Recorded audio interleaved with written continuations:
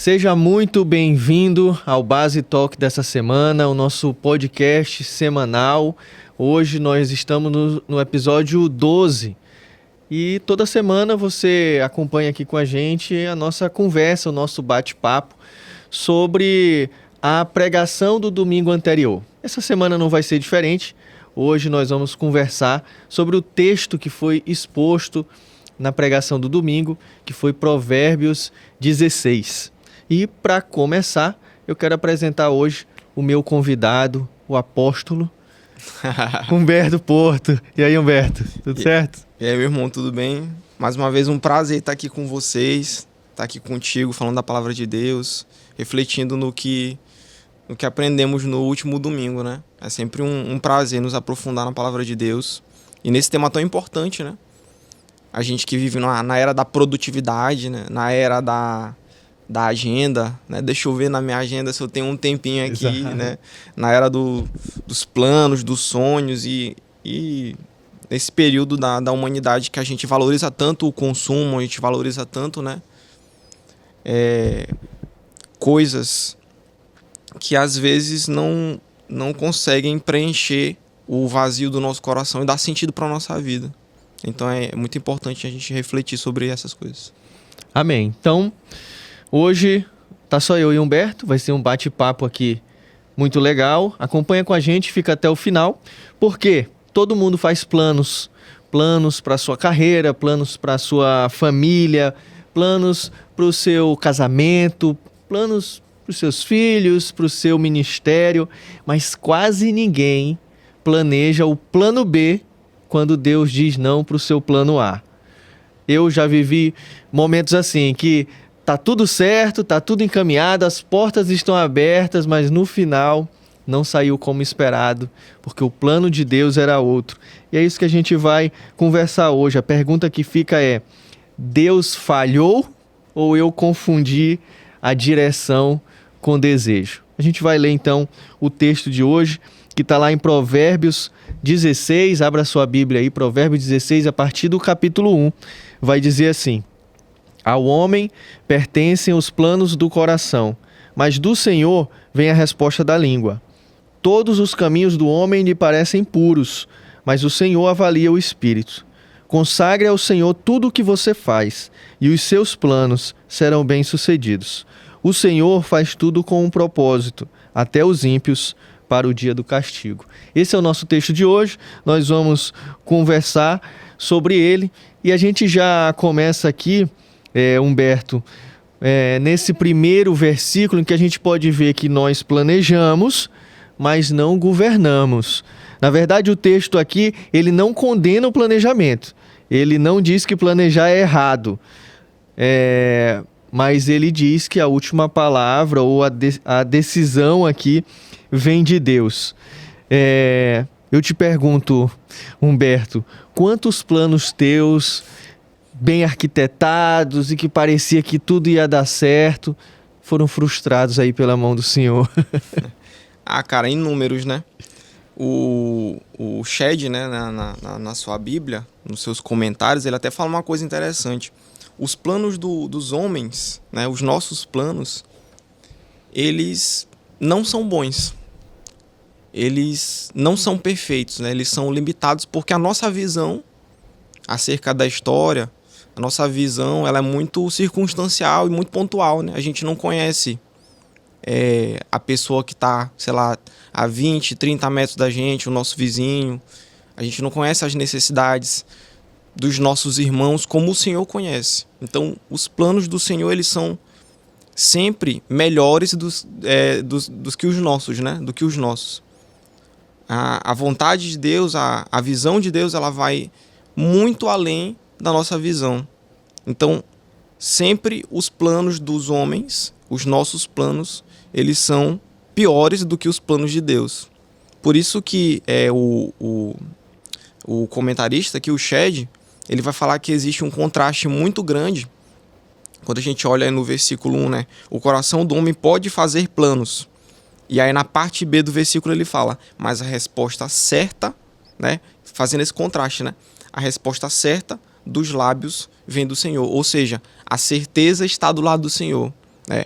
a verdade está do lado do Senhor, a perfeição está do lado do Senhor.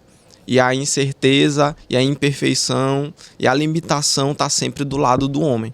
Mas é como tu falou, isso não quer dizer que a gente tenha uma liberdade para viver uma vida desorganizada, né? Uma vida sem sabedoria. Até porque o próprio livro de Provérbios, ele já começa louvando a sabedoria. Sim. E é sempre uma sabedoria que olha para Deus, que está aos pés de Deus, é uma sabedoria diante de Deus.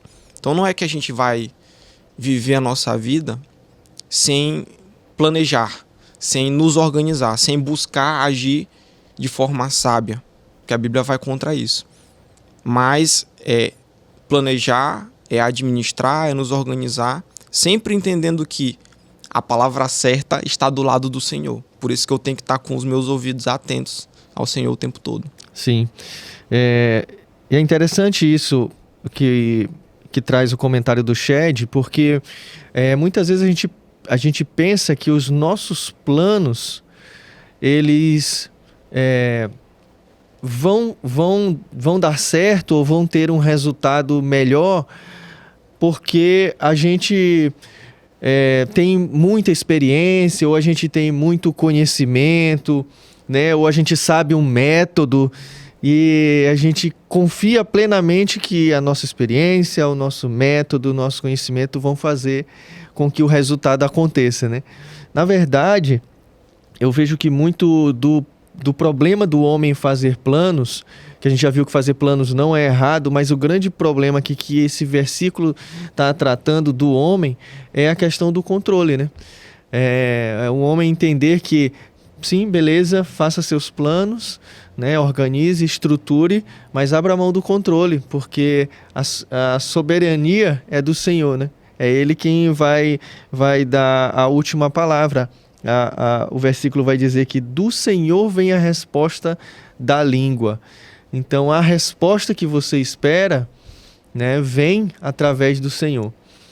E aí, Humberto, eu te pergunto, já teve algum momento assim, vou te fazer uma pergunta pessoal aqui, para trazer uma experiência tua. Teve algum momento que foi muito difícil para ti abrir mão desse controle? Ah, com certeza. Com certeza. Eu acho que principalmente quando a gente fala assim de estudo e de trabalho, né? Uma coisa que eu trago muito lá no Base Jovem, né? Que para quem não conhece, é um ambiente de discipulado, um ambiente de crescimento espiritual que a gente tem lá na igreja, como se fosse assim um grupo de jovens, né? Um grupo de estudo da Bíblia, da palavra, onde a gente fala sobre o cotidiano, a gente fala sobre a vida, né? Sobre temas contemporâneos, sempre trazendo a reflexão a partir da palavra, à luz da palavra. Eu trago muito da minha realidade como pessoa, né? Alguns anos atrás eu descobri um diagnóstico de TDAH. Foi um diagnóstico assim que não foi nada pesado para mim, mas ele revelou muito de coisas que eu fazia que eu não sabia que eu fazia por conta disso, né? Uhum. Por outro lado, eu não posso colocar o TDAH como uma muleta. Eu não posso usar ele como uma carta, né? Como alguma coisa assim para validar as minhas ações. Ah, eu faço isso porque eu tenho isso. Sim. Né? Porque senão todo mundo pode fazer isso, Sim. né? Com alguma coisa. Ah, eu errei porque eu sou assim. Ah, eu errei porque eu cresci numa casa assim, né? Então, o TDAH ele explica muita coisa do que eu faço, mas ele não justifica as minhas ações. Perfeito. Né? Então, eu vejo que por ser um TDAH, por ter essa condição, que faz parte da minha vida, em muitos momentos eu quis fazer muita coisa ao mesmo tempo, abraçar muita coisa ao mesmo tempo. E para quem é viciado em fazer parte de tudo, saber um pouco de tudo, é muito ruim, porque às vezes você não chega a lugar nenhum. Você não se especializa em nada, né? E o mercado de trabalho e os estudos, eles valorizam muito os especialistas. Sim. As pessoas que pegam uma área gigantesca, recortam uma parte dessa área e se dedicam a essa área. Então, em muitos momentos, eu queria fazer tudo, né? Esse era o meu plano. Eu vou tentar aqui um pouquinho de cada coisa e tal. Só que eu via que isso não era sustentável ao longo do tempo, né? Tava me trazendo muitos prejuízos. E uma coisa que o Senhor falou muito no meu coração nos últimos anos, depois desse diagnóstico, né, depois dessa autorreflexão, era que o mundo não ia acabar, a minha vida não ia acabar se eu largasse algumas coisas, se eu deixasse algumas coisas de lado. Isso me influencia até mesmo no meu serviço na igreja, porque pelo fato de eu ser assim, eu queria estar em vários ministérios, estar ali, tô precisando de ajuda, eu já era o primeiro a levantar a mão, então às vezes não deixava nem o irmão que queria lá estar servindo naquela área, né? Sim. Fazer a parte dele também, somar com o ministério. Então, o Senhor, ele foi frustrando assim esse meu impulso de querer fazer tudo ao mesmo tempo, né? Então eu não preciso fazer tudo ao mesmo tempo para as coisas ocorrerem bem. Eu preciso confiar no Senhor, né? Sondar o meu coração, fazer os planos, né? Fazer os meus planos com sabedoria, observando a palavra do Senhor, definir uma meta e tentar, e colocar aquilo ali aos pés do Senhor e confiar nele, né? Uma boa parte dessa palavra, né? Desse texto aqui que a gente está estudando, também tem a ver com confiar no Senhor. Sim. Confiar que a resposta certa está nos lábios do Senhor. Perfeito. Então, às vezes, deixar... Ainda tem isso que é muito importante. A gente acha que, quando a gente lê assim, a gente não quer deixar o Senhor controlar a nossa vida. Às vezes a gente acha que isso aqui significa que a gente está controlando a nossa vida. Mas, no fundo, isso é só uma ilusão. Na verdade, eu só preciso reconhecer que Deus está no controle. Sim. Reconhecer. O controle nunca está nas nossas mãos. Perfeito. Pode agir como se estivesse, mas ele nunca está. Sim. Eu preciso só abrir os meus olhos para poder ver essa realidade. Perfeito. Eu vejo isso, um ponto muito importante, que é quando o resultado não vem, né? Sim. Quando o resultado daquilo que eu planejei não chega. Quando o meu plano ele foi frustrado. Qual é a minha reação? Normalmente nossa reação é de zanga, é de impaciência, às vezes é de desespero, porque a gente está falando aqui não só planos de carreira, não só planos bonitinhos, às vezes tem planos para situações que ocorrem nas nossas vidas que a gente não estava esperando, né? Então, você faz um plano aqui para sua família e de repente acontece uma tragédia, né? Algo realmente assim, muito ruim ou muito difícil. E aí, como lidar com um plano seu que foi ali frustrado, né? Não saiu como você queria, ainda aconteceu uma coisa muito ruim. E aí entra isso que tu colocou, né? Tu bem colocou. Aqui se trata de confiança na soberania de Deus, né? Sabe assim, eu nunca estive no controle da minha família. Eu nunca estive no controle da minha casa, né? Da saúde das pessoas que eu amo. Eu nunca estive no controle, enfim, do financeiro, né? No sustento. É Deus quem está conduzindo isso da forma dele, né? De acordo com o propósito eterno dele. E a gente ainda vai falar sobre isso aqui, mas todos os planos de Deus convergem para ele mesmo. Então, assim, por mais que os nossos planos acabem sendo frustrados, e mesmo que seja por uma situação difícil, mesmo assim, o Senhor está nos colocando no trilho do plano dele, de acordo com o propósito eterno dele. Então é muito importante isso que Humberto colocou, sobre confiar na soberania de Deus e nessa resposta que ele vai trazer para a sua vida. E aí, Humberto, aproveitando, a gente já vai para o versículo 2, que ele diz assim: todos os caminhos do homem lhe parecem puros, mas o Senhor avalia o espírito. E até tu falou agora há pouco sobre a motivação, né? Sobre os nossos planos, eles sempre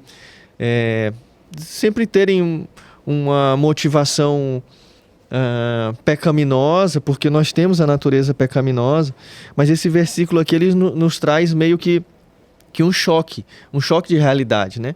A gente sempre, nós seres humanos, a gente sempre acha que a nossa decisão, os nossos planos, as nossas atitudes estão corretas, né? Estão, como ele diz aqui, todos os caminhos parecem puros, então parece certo. Então, eu orei, eu pensei bem, para mim isso faz sentido, mas aí o texto vai dizer que é o Senhor quem avalia o espírito. Então, às vezes, um plano, uma decisão, uma atitude, ou mesmo uma conduta de vida, ela pode até parecer boa, mas a motivação do coração tem ali orgulho, tem medo, tem necessidade de aprovação, e a gente vê que a palavra de Deus, ela nos confronta nesse sentido para que a gente possa sempre estar avaliando, né?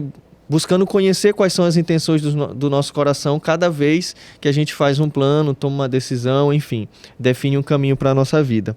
Humberto, vou jogar para ti. O ser humano, ele tem esse hábito de justificar os seus caminhos, sempre, tu falou isso agora há pouco, sempre dizendo que ele tem uma motivação certa, mesmo quando faz algo errado, não é isso? Então, por que a gente tem essa rapidez em nos justificar todas as vezes, até mesmo quando a gente faz algo errado, a gente justifica que, não, eu fiz isso porque aconteceu tal coisa, eu precisei, enfim, essas justificativas, né? Fala um pouquinho pra gente aí sobre esse versículo. Cara, acho que a gente faz isso desde o Éden, né? Desde o Éden. A gente tá sempre colocando a culpa em outra pessoa, em alguém, na mulher. Na serpente. Na serpente, nos homens, em Deus. Em Deus. A mulher que o Senhor me deste, né? A mulher que ou seja, a culpa é de Deus, né? A mulher que tu me deste. No final das contas, se o Senhor não tivesse feito a mulher... Exatamente. Ela é o problema, né? Tá vendo como é Adão? Pelo amor de Deus. Então a gente tá sempre colocando a culpa em qualquer outra pessoa, né? Tentando nos justificar de todas as maneiras possíveis, né? A gente até, ao longo da história da igreja, algumas pessoas até chegaram a dizer que Deus é o autor do mal, né?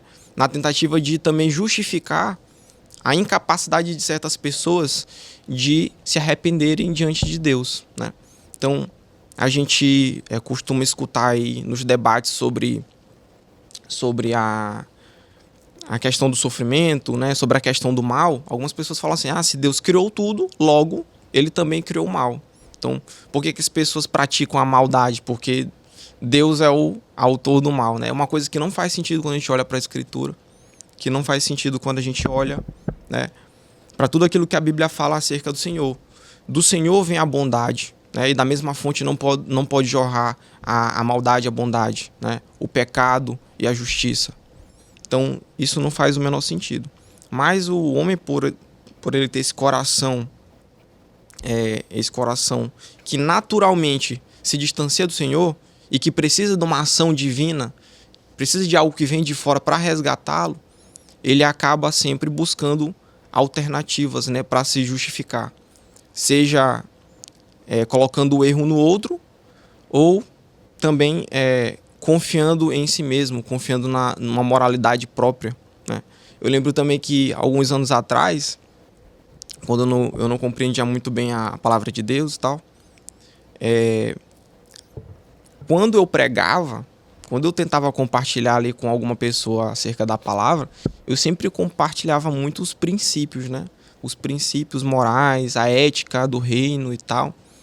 Como se aquela ética, aquela moralidade que está descrita na Escritura, porque isso está na Escritura, né? Um padrão de vida que agrada a Deus e tal. Mas eu não entendia que aquilo ali era incapaz de transformar as pessoas. Veja bem, não estou dizendo que a Bíblia não é importante, né? Mas o que a Bíblia fala sobre o que é certo e justo, isso não salva ninguém. Quem salva as pessoas e quem muda o coração é o próprio Deus. Então, ao invés de pregar o Evangelho, eu pregava um padrão de vida do ser humano depois do Evangelho. Era meio um coaching. Era meio coach. Era meio coach. Como se o homem tivesse a capacidade de cumprir o que está escrito ali, né? Sim. Era quase meio como alguns judeus pensavam, né? Não todos, mas alguns judeus pensavam acerca da salvação, né? Que era a nossa capacidade de cumprir aqueles atributos, aqueles princípios, aquela ética, né, bíblica. Então, muitas vezes, ao longo da história da humanidade, a gente percebe esse impulso do ser humano em se apoiar em alguma coisa, né? Para dizer, olha, não é culpa minha. Então, mas é sempre na tentativa de fugir de uma punição, de fugir da ira de Deus, né? De fugir desse mal que é certo. Então a humanidade ela percebe a maldade, até a humanidade que está distante de Deus, ela percebe o mal, ela tem essa capacidade de entender o que é bom e o que é mal, mas por conta da distorção do pecado no coração do homem, a gente age das mais diversas formas, ou fugindo da culpa, ou colocando a culpa em outra pessoa, na tentativa de se livrar dessa condenação, né? Das consequências do pecado. E é interessante a gente sempre fazer essa análise das nossas motivações, né? Das nossas intenções, em tudo que a gente se colocar para fazer na nossa vida, inclusive coisas relacionadas ao reino de Deus, né? Eu me lembro que quando eu comecei a pregar, né? Na verdade, eu comecei a pregar por obrigação, porque Davi me obrigava a pregar, porque ele dizia que via em mim o chamado. Eu não via chamado nenhum, mas, enfim. Mas eu sempre me perguntava assim, eu vou subir nesse púlpito por quê? Né? Eu vou subir nesse púlpito porque eu quero, para no final alguém bater nas minhas costas, né? Me dar tapinha nas costas, para alguém dizer que foi muito bom, para alguém chorar. Porque se a gente não fizer essa análise, inclusive no nosso serviço no Reino de Deus, a gente acaba fazendo as coisas por orgulho, né? Por benefício próprio, para querer a admiração e reconhecimento. Então isso é muito importante para quem sobe, por exemplo, no púlpito, para pregar, para ensinar, para ministrar o louvor, para tocar, para cantar. É sempre importante porque, por mais que a gente não queira, o nosso coração vai ser sempre inclinado para o mal, para o pecado. Então a gente precisa sempre estar avaliando as motivações do nosso coração. E aí falo isso também para a vida comum, para a vida prática. Bom, eu quero para minha família melhorar de vida, vou aqui fazer um plano de carreira e tal, beleza. É só por isso mesmo? É só porque eu quero dar uma condição melhor para minha família? Ou eu quero realmente luxar, eu quero comprar as coisas que meu coração deseja, eu quero ter muitos bens materiais, eu quero para aquela pessoa que fala mal de mim, que ela queime a língua porque agora eu melhorei de vida, sabe? Então, tudo que a gente se coloca para fazer, a gente pode até não avaliar o nosso espírito, mas o Senhor esquadrinha o nosso coração e Ele sabe, né? Então, se a gente pode tirar, né, um princípio aqui, uma lição para esse texto, é que sempre que você for fazer seus planos, né, e tomar suas decisões, lembre-se que todos os caminhos que você colocar na sua frente, na sua agenda, vão parecer puros, tá? Mas aí você se coloca em oração e pede para o Senhor avaliar as suas intenções. Bom, vou te jogar outra aqui, Humberto. Pode mandar. Essa aqui é difícil. Eita. De apóstolo para Timóteo. Humberto, como é que a gente pode discernir, então, quando a gente está sendo guiado por Deus ou a gente está sendo guiado por desejos do nosso coração que são bem maquiados? Talvez a gente nem perceba. Difícil. Cara, é difícil. Mas antes de responder essa pergunta, refaz ela aí para eu... Como a gente pode discernir Sim. quando nós estamos sendo guiados por Deus, num plano, num planejamento, numa decisão, ou se a gente está fazendo isso por desejos do nosso coração que são bem maquiados, que parecem puros, né? Sim. Cara, eu creio que a gente pode sempre partir da palavra, né? Sempre partir da palavra.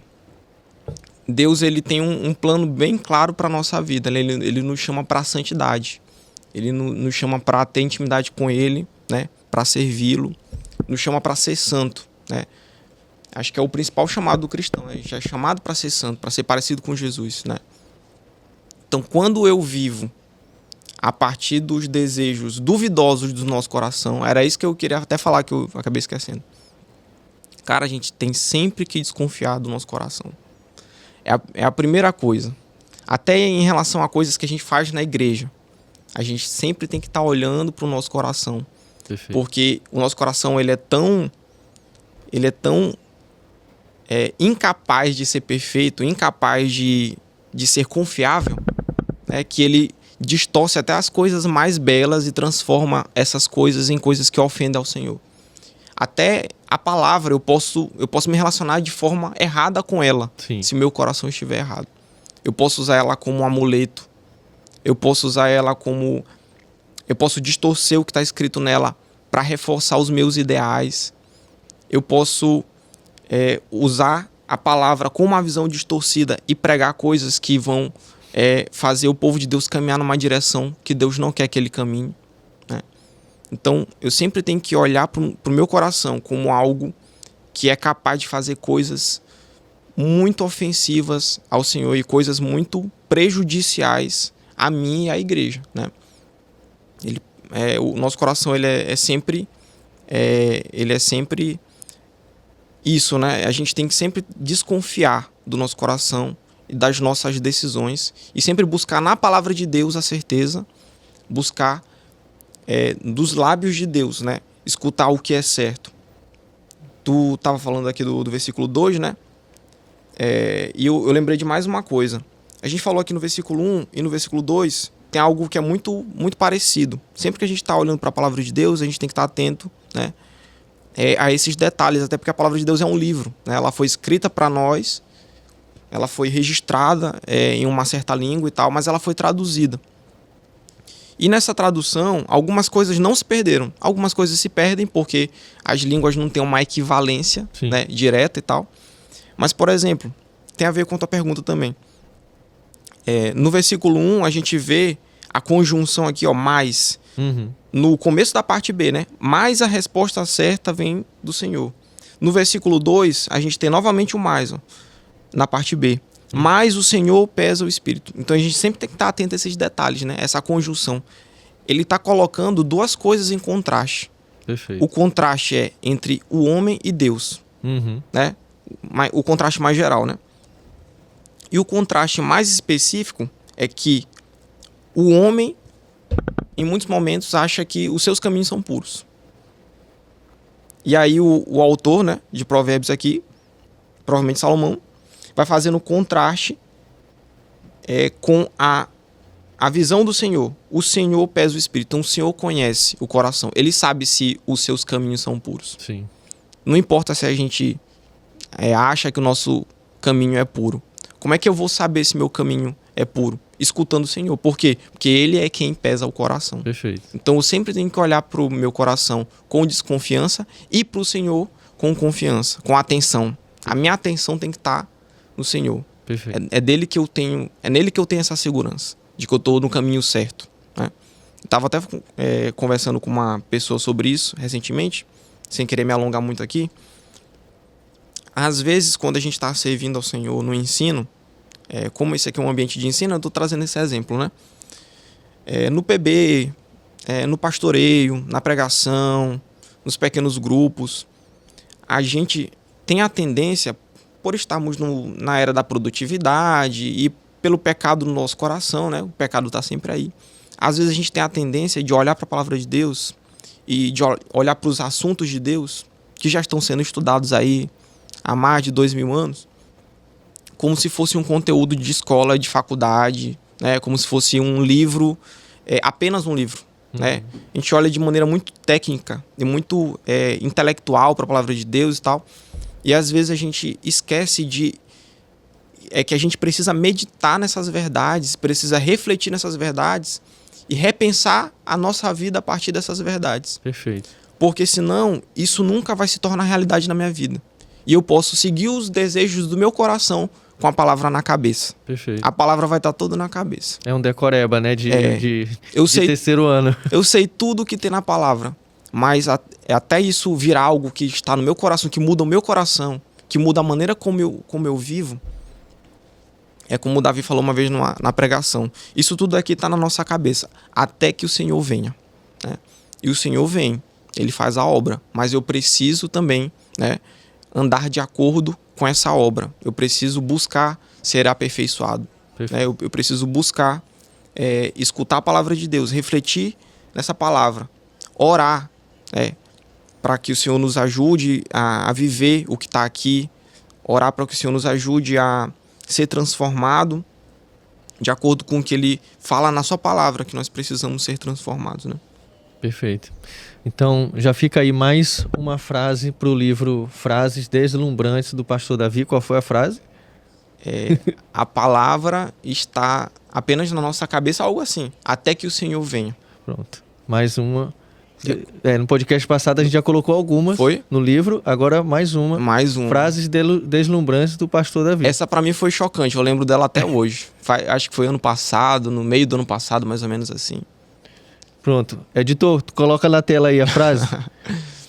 Diz aí, Humberto. Aí agora, toda vez eu mudo ela, tu fala assim, diz aí. Aí eu já mudei ela de novo. Vai, valendo. A palavra de Deus está na nossa cabeça, apenas na nossa cabeça, até que o Senhor venha. Pronto. Já tá no livro, hein? Pastor Davi, já tá no livro essa daí. Vamos melhorar ela depois aí, porque eu não lembro dela direito. Agora, Humberto, tu falou uma coisa muito importante que me chamou a atenção, que foi o uso da palavra de Deus de forma indevida para as inclinações pecaminosas do nosso coração, porque isso também pode acontecer, né?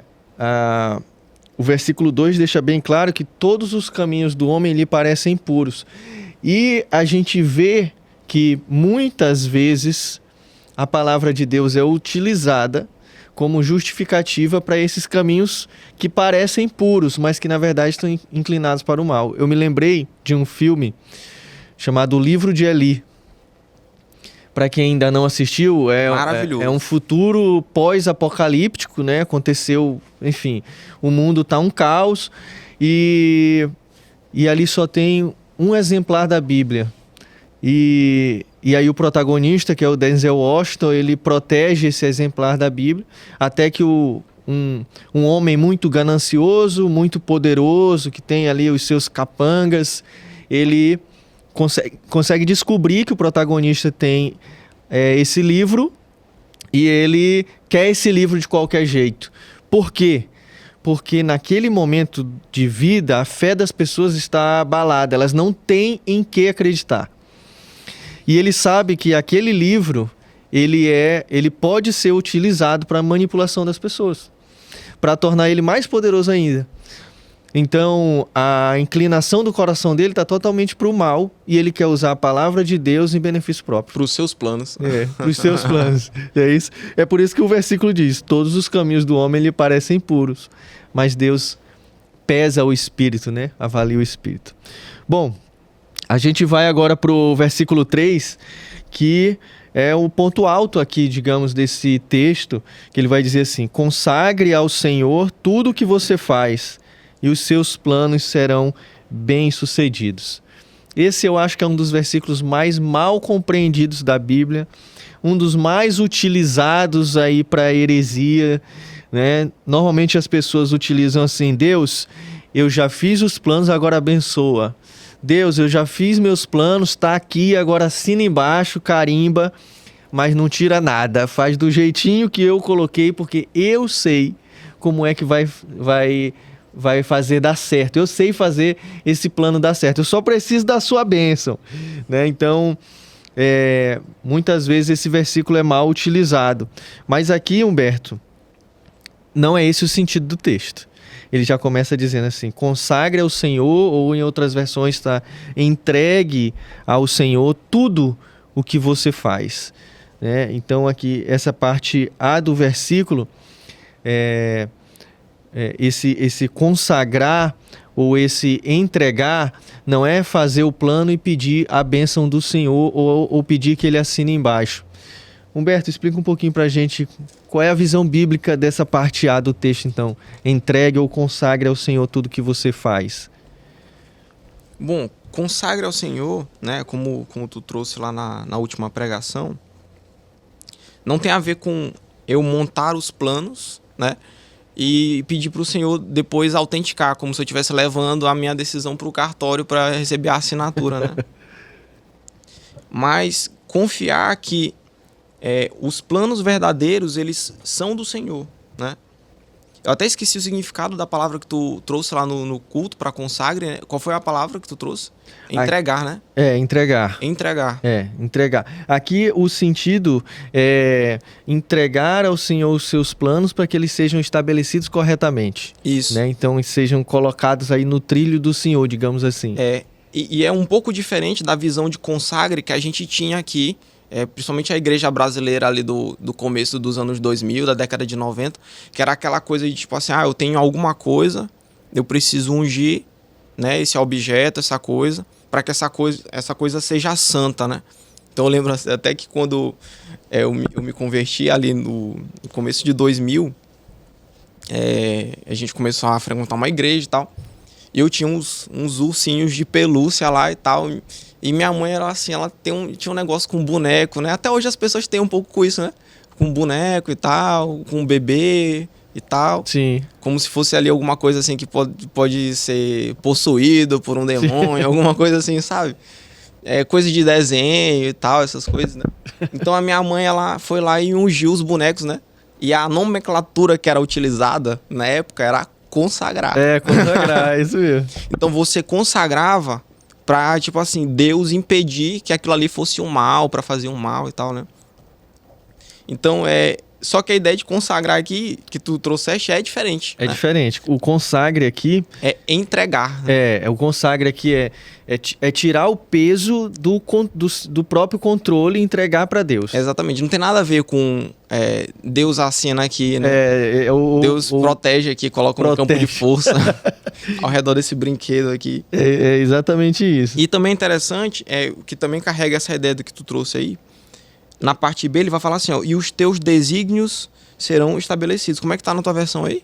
A parte B do versículo 3? E os seus planos serão bem-sucedidos. E os seus planos serão bem-sucedidos.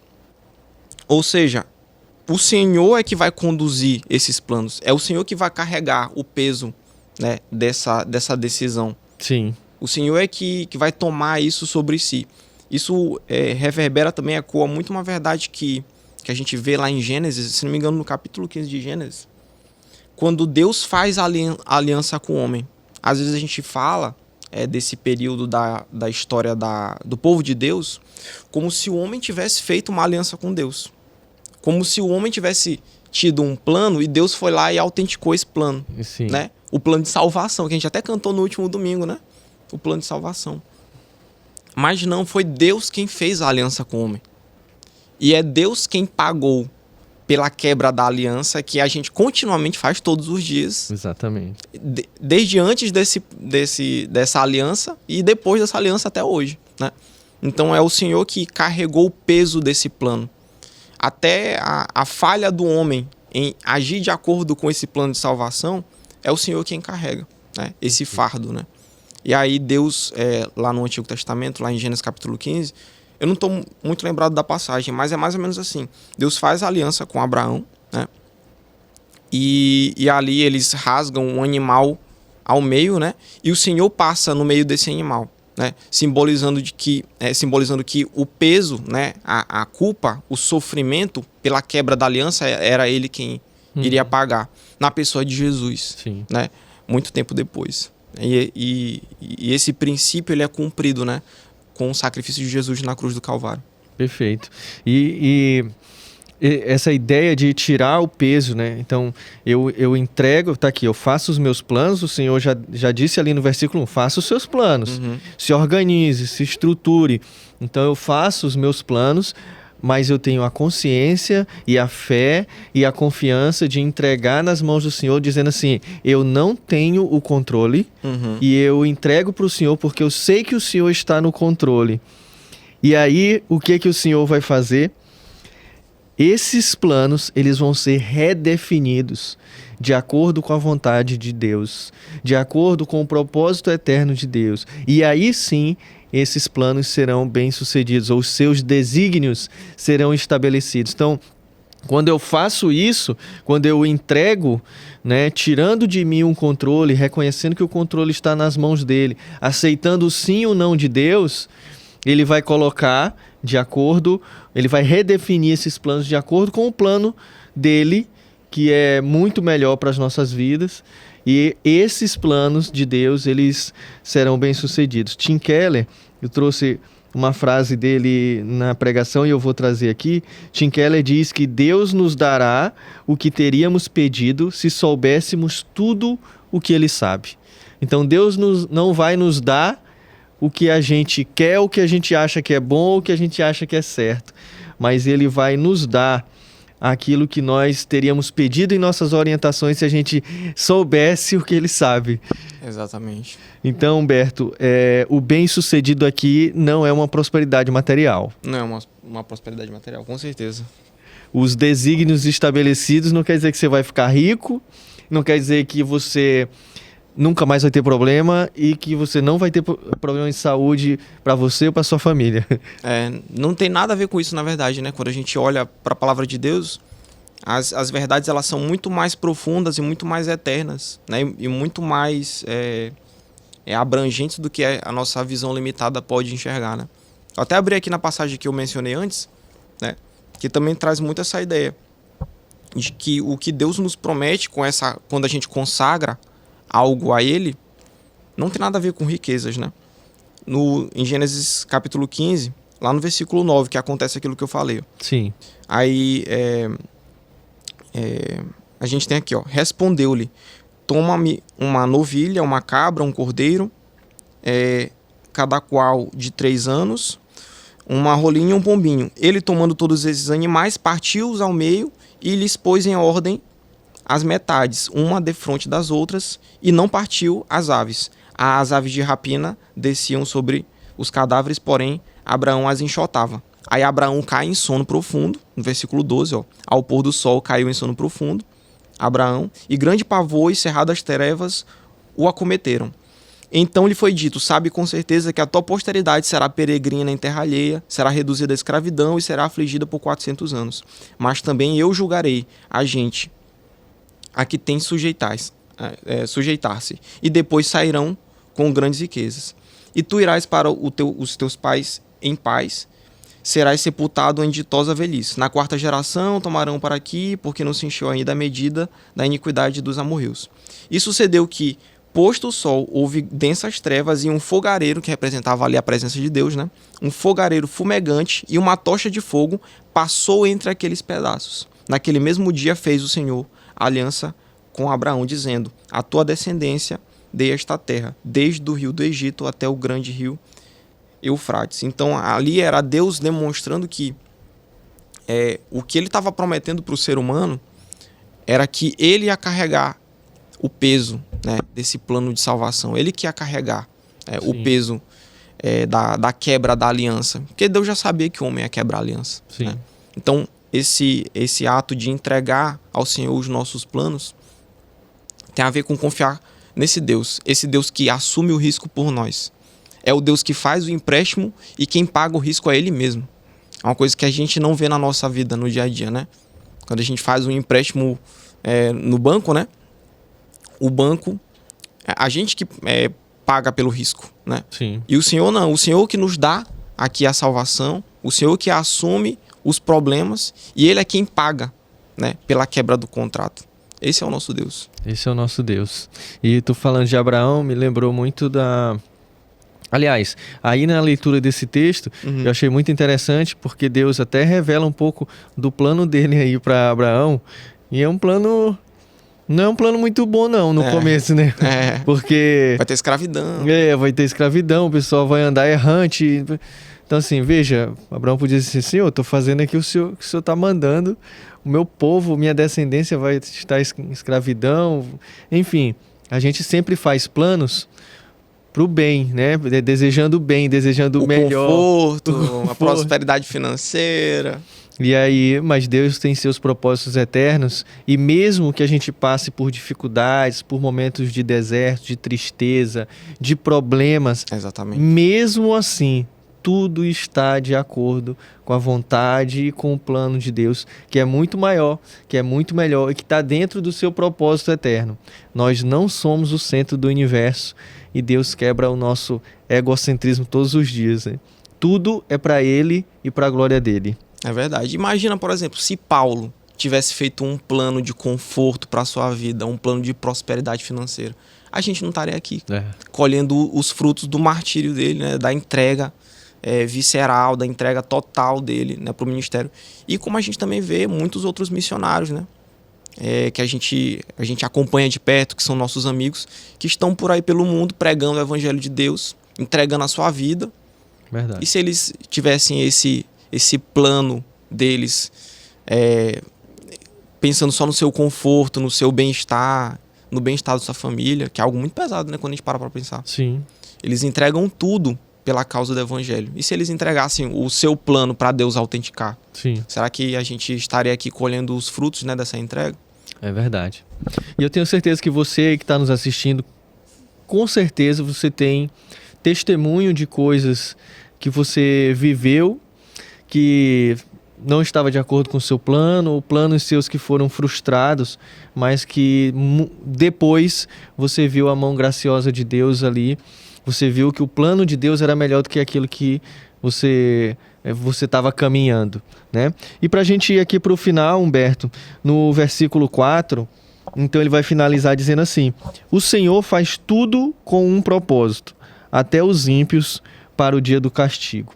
Então nesse versículo a gente vai ver que nada acontece fora do propósito de Deus, né? Então mesmo situações de injustiça, mesmo situações de sofrimento, de tragédias, mesmo assim Deus não perdeu o controle. A gente sempre pensa que nesses momentos Deus não está governando, mas Ele governa sobre tudo. Inclusive, Deus governa sobre a igreja, sobre as coisas relacionadas ao reino dele, mas também ao mundo lá fora, o mundo de impiedade, o mundo de injustiça.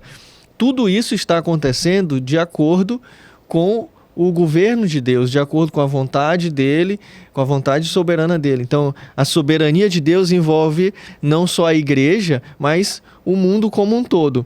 E a gente, muitas vezes a gente tende a pensar que Deus perdeu o controle das coisas. Mas aqui a Bíblia está dizendo o oposto. Deus nunca perde o controle mesmo quando nós perdemos, né?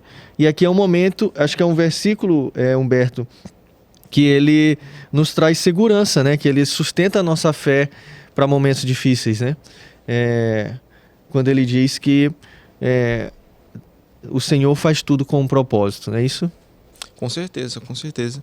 E a gente vê aqui nesse versículo, né, que Deus ele tem um sentido para tudo. Quando ele cria todas as coisas, ele não cria isso de qualquer forma para qualquer propósito, né? Foi até o que a gente falou, acho que no começo, né? Às vezes as pessoas olham para esse tipo de passagem que fala que Deus ele planejou tudo, né? Que ele criou os homens, até o perverso para o dia da calamidade. A gente acha que Deus ele é o responsável pela maldade, né? Porque se ele criou tudo, existem pessoas mais, logo Deus criou pessoas mais, né? Mas fazer isso é um grande erro, né? É um grande equívoco se a gente entende que Deus é um Deus bom, né? Que o Senhor é um Deus bom, que o Senhor é a fonte de toda a bondade. Sim, ele controla tudo. Sim, ele criou todos os homens. Mas veja, dizer que Deus é responsável pela maldade humana é como dizer que o Isaac Newton, que descobriu a gravidade, é o responsável pela queda dos aviões. Uhum. Tem até um teólogo que ele fala isso, eu achei muito interessante. Né? Deus ele criou o ser humano para a sua glória. Mas o ser humano resolveu pecar, né? Então o pecado entrou na humanidade, a culpa não foi do Senhor, né? O pecado é algo que o Senhor abomina. E quando esse texto fala que Deus cria o perverso para o dia da calamidade, o que ele está querendo dizer?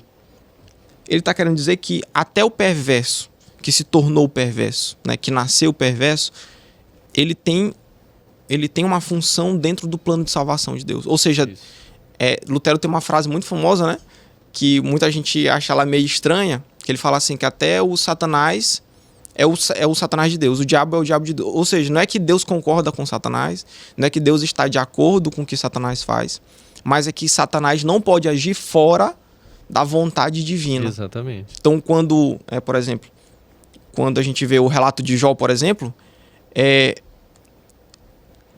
Deus apresenta Jó para Satanás. Sim. Né? Ou seja, não foi Satanás que descobriu, né? Satanás não está em pé de igualdade com o Senhor, né? Ele não disputou Jó com o Senhor, nem nada do tipo. Então Deus sempre esteve no controle da situação, ele sempre está no controle da situação. Apesar da maldade humana, apesar de tudo que acontece, o Senhor tem um propósito. Às vezes Deus usa pessoas ímpias. Eu conheço relatos de pessoas próximas a mim, que hoje estão na igreja, que são pastores e tal, que foram chamados para a igreja por pessoas que não estão mais na igreja. Né? Sim. Quantos relatos a gente não conhece, né? De pessoas que nos agregam na nossa vida, ou que nos chamam para a igreja, nos convidam, essas pessoas depois se desviam, né? E estão longe do Senhor. Mas Deus, ele usa quem ele quer para os seus propósitos, né? Até o perverso. Para o dia da calamidade, o Senhor tem um espaço para ele dentro do seu plano de salvação. Sim, é isso mesmo. Assim, o que traz um alento nesse versículo é saber que nada foge do propósito de Deus, nada foge do controle dele. Então, assim, todas as coisas estão convergindo para o mesmo propósito. Exatamente. Que é o propósito dele, para a glória dele. Eu me lembrei agora, tu falando, eu me lembrei da cura do cego de nascença, que está lá em João capítulo 9. João capítulo 9, versículo 1, vai dizer assim: ao passar Jesus viu um cego de nascença. Os seus discípulos lhe perguntaram: Rabi, quem pecou, este homem ou os seus pais, para que ele nascesse cego? E Jesus respondeu: ele não está assim pelos pecados dele, nem pelos pecados dos pais, mas para que se manifestasse nele a obra de Deus. E aí Jesus vai lá e cura esse cego de nascença. Esse aqui é um dos sinais de que Jesus era o Messias, né? Os judeus acreditavam que somente o Messias conseguiria curar um cego de nascença. O cego que ficou cego por não ser de nascença, eles acreditavam que poderia ficar curado por tratamento ou por algum milagreiro, né? Mas o cego de nascença, eles acreditavam que somente o Messias poderia curar. E aqui João mostra, mais uma vez, que Jesus é o Messias quando ele vai lá e cura. Mas os seus discípulos, ali com a sua tradição religiosa, com a sua crença religiosa, perguntam assim: mestre, quem pecou para que ele nascesse cego? Foi ele ou foram os seus pais? E Jesus vai dizer: nenhum dos dois. Ele nasceu assim para que nele se manifestasse a obra de Deus. Então, quantos anos esse homem passou em sofrimento? Ele nasceu cego. Quantos anos ele passou em sofrimento até que a glória de Deus se manifestasse na vida dele? Então, assim, às vezes a gente acha que um sofrimento momentâneo na nossa vida, Deus perdeu o controle, ou Deus está sendo um carrasco comigo, ou Deus está me castigando por alguma coisa. A obra de Deus vai se manifestar na tua vida no tempo dele, de acordo com o propósito eterno dele. Então a gente vê uma pessoa que era um cego de nascença, que viveu em sofrimento, que era desprezado pela sociedade. Muito provavelmente aqui ele não tinha mais nenhum apreço pela própria vida. Mas ele entrou para o cânon das Escrituras Sagradas. A história dele, a glória de Deus foi manifesta na vida dele de uma forma que que a história dele foi registrada na própria palavra de Deus. Então veja que tudo está convergindo para o propósito eterno de Deus. E se você hoje está passando por um momento de frustração dos seus planos, de sofrimento, de algum tipo de tragédia, esse versículo é para te trazer conforto, é para te trazer confiança nos planos do Senhor. Tudo que Ele faz está convergindo para os seus propósitos eternos, que são maiores e melhores que os nossos planos. Humberto, às vezes é difícil a gente conseguir aceitar essa verdade, né? Mas como tu falou ainda há pouco, eu achei muito importante. A palavra de Deus não é só para ser lida ou decorada, mas é para ela entrar no nosso coração, né? É verdade, é verdade. E a gente vê aqui essa passagem que tu leu, né? Que tinha um grupo aqui de fariseus que eles compreendiam as escrituras, eles sabiam, né, do que estava escrito. Mas eles estavam ali com o Messias diante dele, né, diante deles, que tinha feito esse milagre, né, por meio dessa pessoa aqui que era cega, né, e que passou por esse sofrimento, como tu falou. A gente não compreende os planos de Deus, mas alguns judeus, né, alguns fariseus aqui, através dessa história, eles tiveram contato com, né, com a majestade de Cristo, com a divindade de Cristo, por meio dessa cura. E a gente vê o impacto dessa história aqui nessa comunidade. Quantas pessoas não foram influenciadas, não olharam para a história desse homem, conhecendo esse homem e não vieram a crer, né? A gente pode conjecturar em cima disso. Mas mesmo os fariseus, conhecendo a palavra, né, eles não conseguiam confiar nesse Deus, né, confiar naquilo que eles estavam vendo ali naquele milagre. Perfeito. E a gente vê também que todo milagre tem um propósito divino, né? É verdade. Deus não faz um milagre por milagre, né? O espetáculo, né? Hoje é uma parada assim de espetáculo. Não, né? É marcado, né? Venha dia tal, hora tal, durante 7 quarta-feiras, aquele negócio, né? As 7 quarta-feiras do poder. Sim. Enfim, a gente já sabe dia e hora que Deus vai manifestar a glória dele, né? Impressionante. Exatamente. Eu queria ser crente assim, mas ainda não somos, né? Bom, para você que ficou aí até o final, Provérbios 16 não nos chama para parar de planejar, mas para parar de viver como se Deus fosse apenas um consultor ou um coaching, né?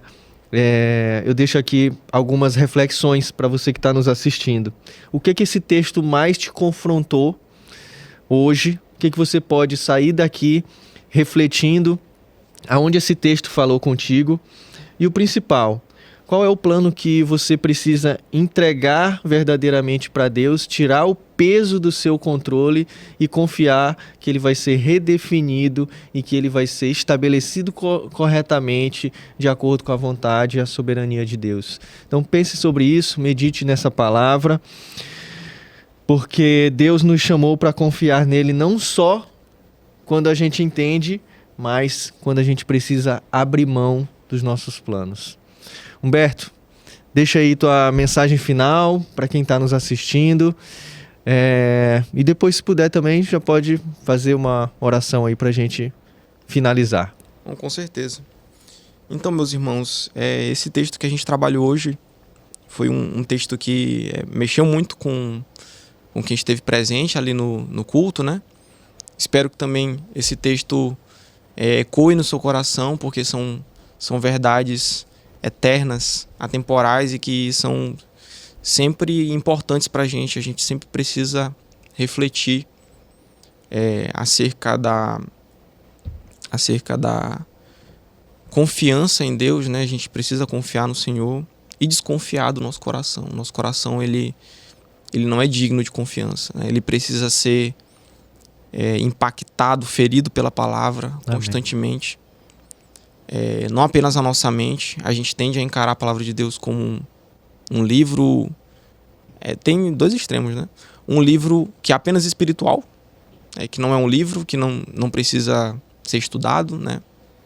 Que é usado como amuleto. E o outro extremo é a gente encarar ele como um livro técnico, como um conteúdo que a gente aprende para pregar, para falar num pequeno grupo. Mas a palavra de Deus, ela é um alimento, né? Ela é uma fonte de mudança, de crescimento espiritual, fortalece a nossa fé. Mas, como o pastor Davi falou, né?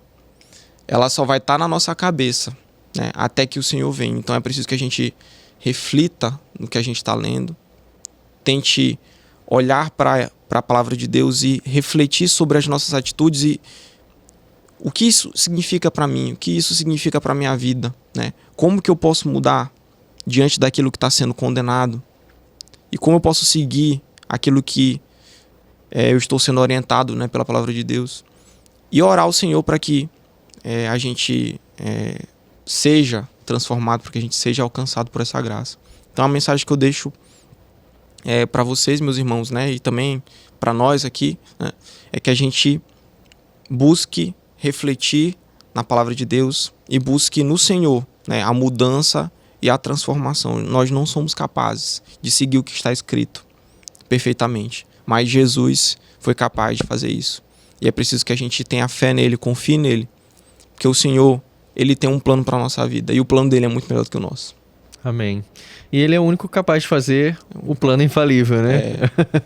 O plano perfeito que já foi feito, já foi planejado lá na eternidade. Já está pronto. Já foi executado pelo Senhor Jesus, nos trouxe a salvação e agora a gente entra nesse plano, nesse propósito eterno.